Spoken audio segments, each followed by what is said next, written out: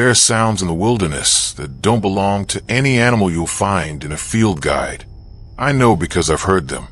I've spent the last 3 years trying to convince myself there was a rational explanation for what happened on Mount Ashford in October of 2019, but every time I close my eyes, I'm back on that trail, and I can still hear it breathing behind me.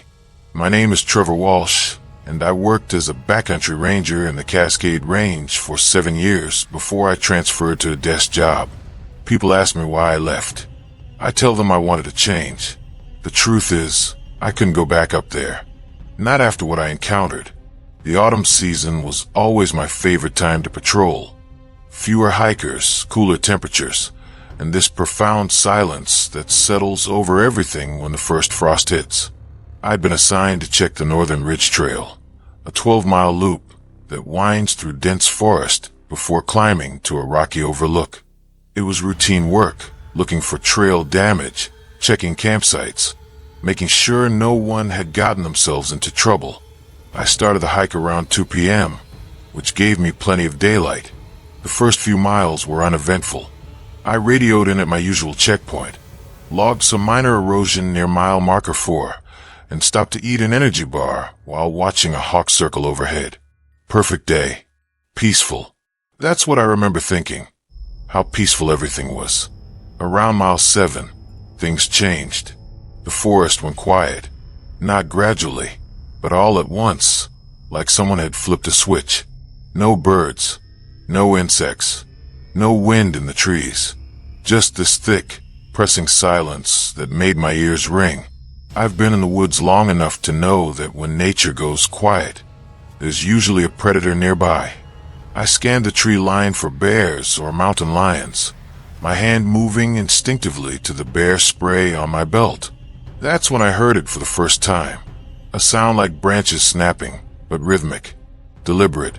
Something was moving through the forest parallel to the trail, maybe 50 yards to my right. I stopped walking and listened. The footsteps stopped too. My heart started beating faster, but I told myself it was probably just a deer. Deer do that. They mirror your movements, keep pace with you out of curiosity. I kept walking. The footsteps resumed, matching my pace exactly. Not a deer. Deer are skittish. They don't follow you. They run. I picked up my speed, and whatever was out there sped up too. I could hear it crashing through the underbrush now, no longer trying to be subtle. It was keeping pace with me effortlessly, and that's when the first real spike of fear hit me.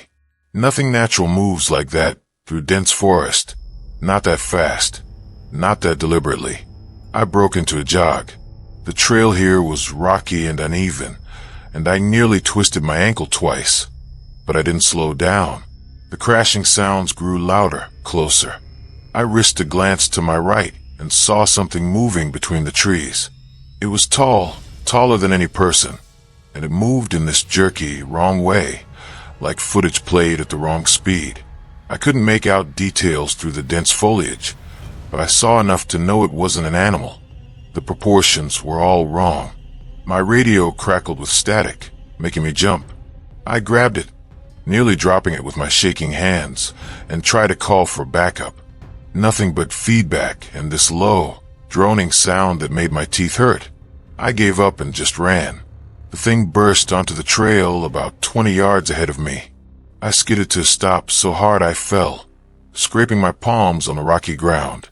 For one crystal clear moment, I saw it. It stood on 2 legs, but the joints bent in too many places. Its skin, if you could call it that, was gray and mottled, like bark or stone, and it had no face.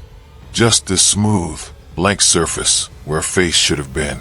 But somehow, I knew it was looking at me. I could feel its attention like a physical weight. It tilted its head at an angle that would have broken a human neck. Then it made a sound, a wet, clicking noise that came from somewhere deep inside its body. I've never heard anything like it before or since. It wasn't communication. It was something else. Recognition, maybe. Or hunger. I scrambled backward, my brain screaming at me to run, but my legs wouldn't work. The thing took a step toward me, and that's what broke the spell. I rolled sideways off the trail, and crashed down the slope through the undergrowth. Branches tore at my face and uniform. I didn't care. I just tumbled and slid and crawled, and behind me I could hear it coming. Not crashing anymore. Flowing, like it was gliding over the terrain. I don't remember much of the next hour. My body went into pure survival mode. I ran until my lungs burned and my legs gave out. I crawled when I couldn't run. At some point, I stumbled onto a lower trail and found 2 day hikers who took one look at my bloody, torn up face and immediately called for help. The official report says I was attacked by a bear, that I was in shock, and imagined the rest. They found my radio smashed to pieces on the trail. They found my hat and backpack scattered across 100 yards. They found massive gouges in the trees, bark stripped away in long vertical tears 8 feet off the ground. They said it was a bear-marking territory, but bears don't follow you silently for miles. They don't match your pace, and they don't tilt their heads like they're studying you, deciding whether to kill you now or save you for later. I still work for the Park Service, but now I process permits from an office with fluorescent lights and climate control. Sometimes, late at night, I dream about that blank face turning toward me. I wake up in a cold sweat, and I checked every corner of my room because I can still feel it, that sensation of being watched by something that shouldn't exist. 3 months after my incident, another ranger reported strange sounds on the Northern Ridge Trail. She was smart. She turned around immediately and hiked out. They closed that section of trail last year, citing unstable terrain. I've never told anyone the real reason I recommended the closure. Some trails should stay closed. Some places should be left alone. Because once you've seen what's out there, once you've felt its attention on you, you understand that we're not alone in the wilderness, and we're not the ones at the top of the food chain.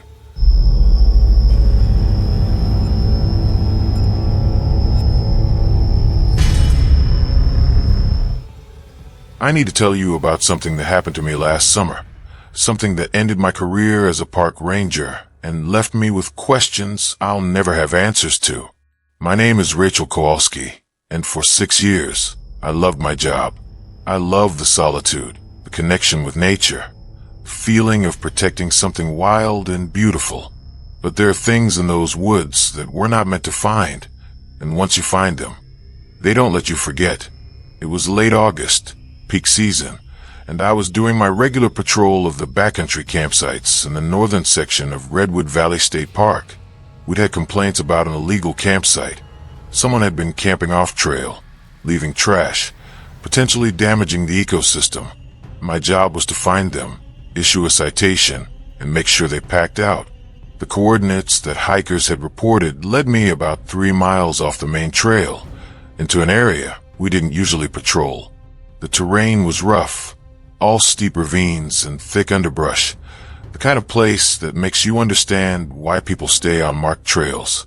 I remember thinking it was strange that anyone would haul camping gear this far from the trail. It didn't make sense. I found the campsite around 4 p.m. It was tucked into a small clearing, surrounded by massive redwoods, their canopy so thick that the light filtering through had this eerie, greenish quality. But the campsite itself, that's what stopped me cold. It was perfectly arranged. A domed tent, maybe 8 feet across, stood in the exact center of the clearing. A ring of stones surrounded a cold fire pit. Camping gear was arranged with almost military precision, but everything was old. I'm talking decades old. The tent fabric was faded and brittle.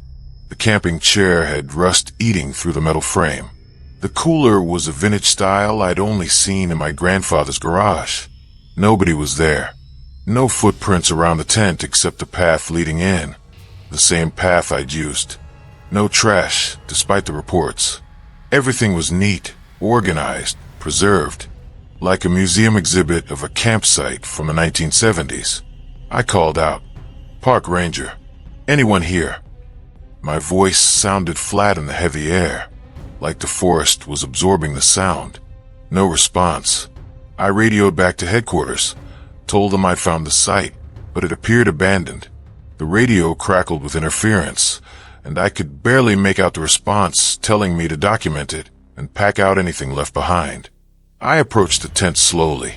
Something felt wrong. The air was too still, too cold for August. I couldn't hear any birds or insects, and the smell hung in the clearing. Not quite decay, but something organic and wrong, like mushrooms left in a dark place for too long. I knelt by the tent and unzipped it.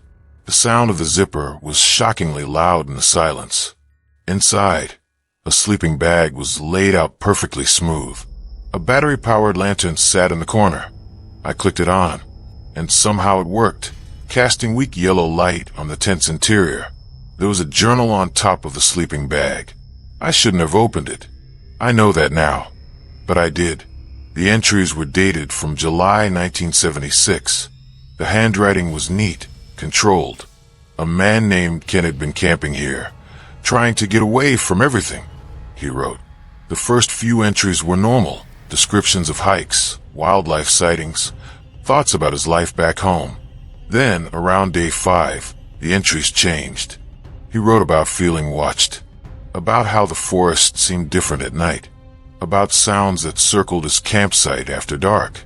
On day 8, he described something following him during a day hike, something that walked on 2 legs, but moved wrong, something that seemed to know where he was going before he did.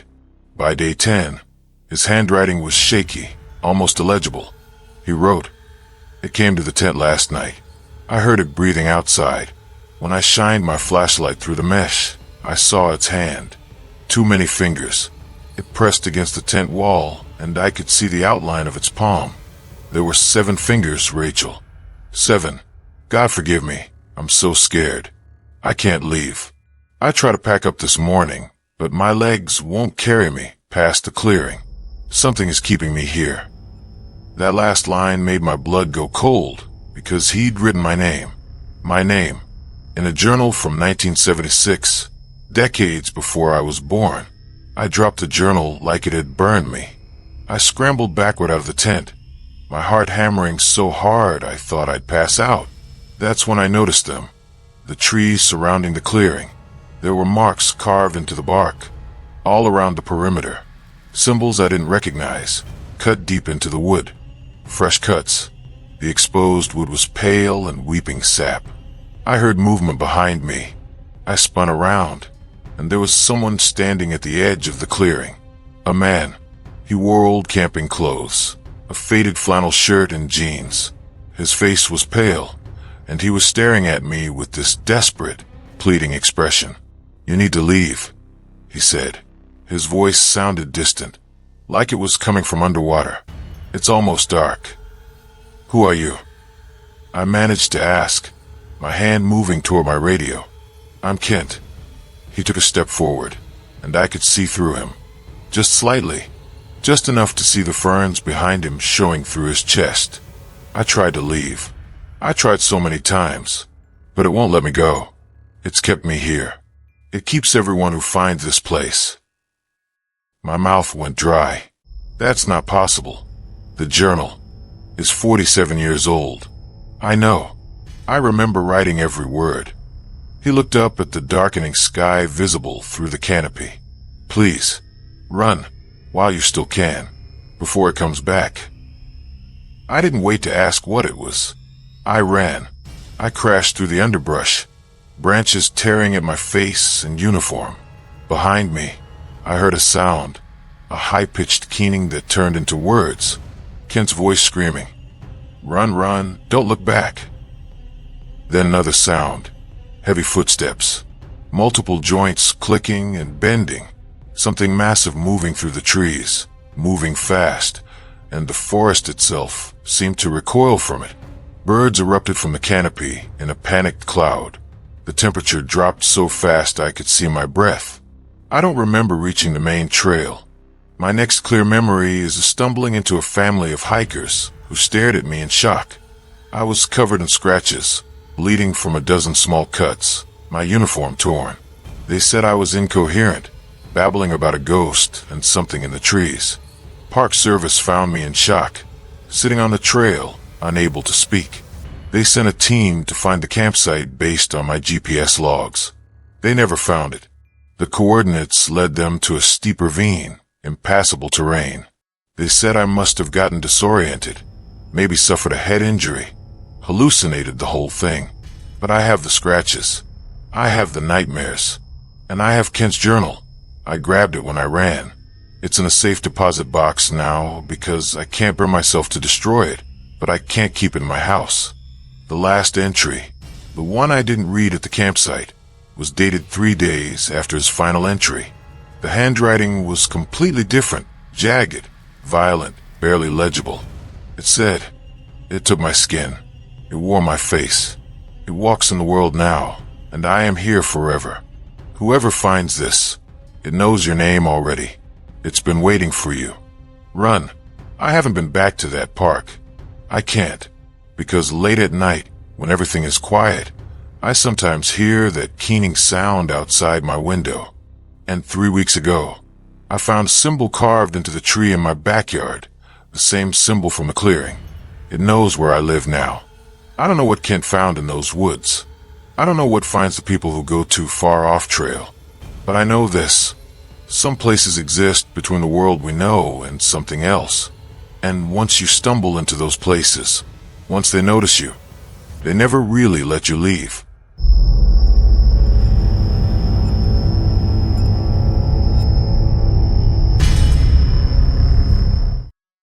People always ask me why I left Park Service. They expect stories about bureaucracy or burnout, maybe wanting to start a family. I tell them those things because the truth sounds insane. But the truth is, I saw something that convinced me we don't understand the wilderness at all, and that ignorance might be the only thing keeping us safe. My name is James Brennan, and I was the night shift supervisor at Hollow Creek National Forest for 4 years. Most parks don't have a night supervisor, but Hollow Creek is huge, over 200,000 acres, and we had problems with illegal hunting and camping. My job was to patrol roads, check campsites, and basically be the park's presence after the day staff went home. I liked it. There's something peaceful about the forest at night when you're prepared for it, equipped for it. I felt like I understood the darkness. The incident happened on a Tuesday in September. I remember because Tuesday was my Friday. I worked 4 10-hour shifts, Tuesday through Friday nights. I was looking forward to my days off. I had no idea it would be my last shift. I started patrol at 10 p.m., as usual. The park officially closed at sunset, but we'd let registered campers stay overnight in designated areas. My route took me through the main campgrounds first, then along the service roads into the backcountry. Everything seemed normal. I checked on a family at Lakeside Campground. They were roasting marshmallows, kids laughing, completely safe. I checked on a couple at Ridge Point. They were fine. Asked me about good hiking trails for the morning. Around midnight, I headed into the deep forest on Route 7, a service road that winds through the oldest section of the park. We're talking trees that were here when Columbus landed, massive Douglas firs and cedars that block out the moonlight completely. My truck's headlights carved a tunnel through the darkness, catching eyes of deer and possums occasionally. Normal night stuff. Then my radio started acting up. Nothing but static and this weird rhythmic pulse underneath, almost like Morse code, but not quite. I switched channels. Same thing. I tried to call back to the ranger station. Got nothing but that pulsing static. I wasn't too worried. The terrain played hell with radio signals sometimes, but it was odd that it was happening on all channels. That's when my headlights caught something on the road ahead. I slowed down, assuming it was a deer or elk. As I got closer, I realized it was a person. A man standing in the middle of the road, completely naked, his back to me. He wasn't moving, just standing there, pale skin almost glowing in my headlights. I stopped the truck about 20 feet away and hit the spotlight. "Sir, park ranger. The park is closed. I need you to turn around and speak with me." He didn't move, didn't acknowledge me at all. I could see he was breathing, his shoulders rising and falling, but something about his posture was wrong. Too rigid, too still between breaths. I grabbed my flashlight and stepped out of the truck, keeping the door open between us. "Sir, I need you to identify yourself. Are you hurt? Do you need medical assistance?" That's when he started laughing. Not normal laughter, this high-pitched, chittering sound that made my skin crawl. And his shoulders didn't move. The sound was coming from him, but his body stayed perfectly still. Then he turned around. I've tried to describe what I saw to the therapist. They made me see afterward. I've tried to put it into words that make sense, but human language wasn't designed for this. His front looked like his back. Smooth, featureless, no face, no genitals, nothing. Just this blank expanse of pale skin. But I could feel him looking at me. I could feel attention focusing on me like a magnifying glass, focusing sunlight, burning. I reached for my radio. Before my hand even touched it, the thing spoke.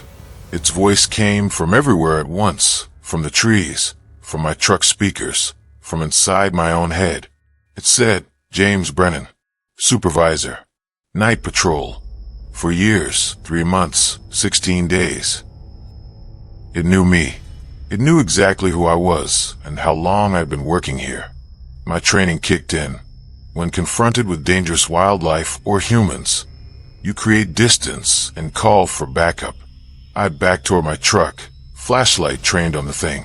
It didn't move, but I heard movement in the forest around me. Lots of movement. Things were emerging from between the trees. I swept my flashlight to the left. 3 more of them stood at the tree line, identical blank figures. I swept right. 5 more. Behind my truck, 2 more. They'd surrounded me without making a sound. The first one spoke again. "You patrol every Tuesday, Wednesday, Thursday, Friday, 10 p.m. to 8 a.m. Route 7 on Tuesdays. Always Route 7 at midnight." They'd been watching me, learning my patterns, waiting for the right moment. But for what? One of them started walking toward me. Its movements were too smooth, too fluid, like it was gliding rather than walking. I jumped into my truck, slammed the door, locked it. My hand was shaking so badly, I could barely get the key in the ignition. The engine roared to life, and I threw it in reverse. The things didn't run. They moved in that same gliding motion, converging on my truck from all directions. One of them reached the passenger door and pressed its hand against the window. I could see its palm. Too many fingers, joints bending in wrong directions. The glass started to frost over where it touched, ice crystals spreading outward. I floored the accelerator in reverse. The truck's back wheel spun on the dirt road, then caught. I shot backward 50 yards before cranking the wheel and spinning around. In my rearview mirror, I could see them standing in the road, motionless again, watching me leave. I didn't stop until I reached the ranger station. I burst in and told the night dispatcher everything. He looked at me like I'd lost my mind until he tried the radio. Every channel was filled with that pulsing static. Then we heard it, voices coming through the static. Dozens of voices, all saying the same thing. "We've been here longer. We were here first. The darkness belongs to us." They found my truck the next morning, still running, doors locked, exactly where I'd left it. All the windows were covered in frost on the inside. In September, with the heater running, they found something else too. Dozens of handprints frozen into the frost, all with too many fingers.